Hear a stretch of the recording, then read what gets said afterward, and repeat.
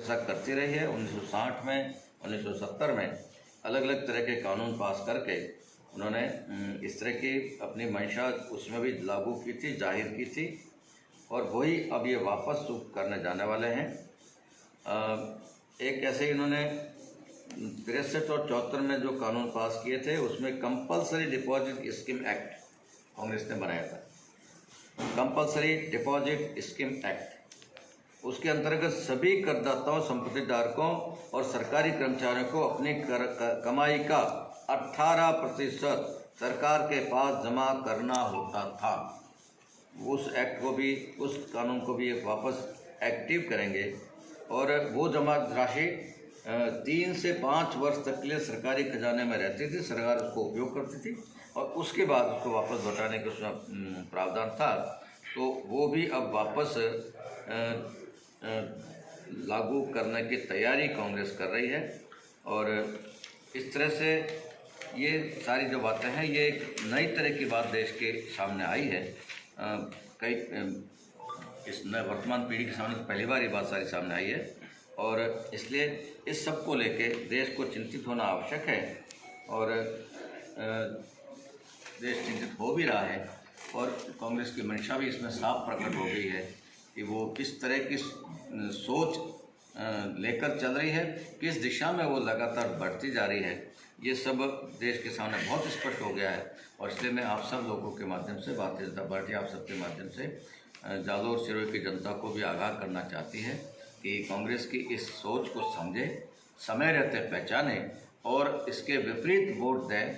26 तारीख परसों जब वोट डालने जाए तो कांग्रेस की सोच के विपरीत वोट देंगे और कांग्रेस को हराएंगे तो ये जनता अधिक लाभ में रहेगी और ये संकट से टल जाएगी। और जो हवा खड़ा किया जा रहा है कांग्रेस के द्वारा, 400 पार की सीटें आ गई तो दोबारा वोट नहीं होंगे, संविधान समाप्त हो जाएगा। जिन लोगों ने 1975 26 जून 1975 से लेके और 21 मार्च 1977 तक संविधान को निलंबित करके रखा, संविधान को निलंबित किया था, जिसकी दादी जी ने ये पाप किया था, वो हमको कह रहे हैं कि हम संविधान समाप्त करने जा रहे हैं। वो ये भी भ्रम फैला रहे हैं कि आरक्षण भी समाप्त होने वाला है, वो और भी कई सारे भ्रम फैला रहे हैं।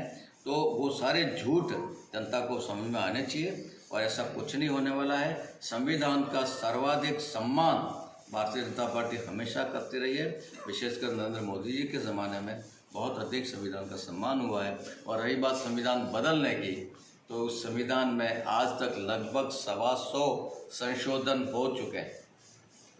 125 बार उस संविधान को संशोधित किया जा चुका है और उन 125 में से 100 के आसपास संविधान कांग्रेस ने किए, बाकी बच्चे कुछ दूसरी सरकारों ने किए हैं।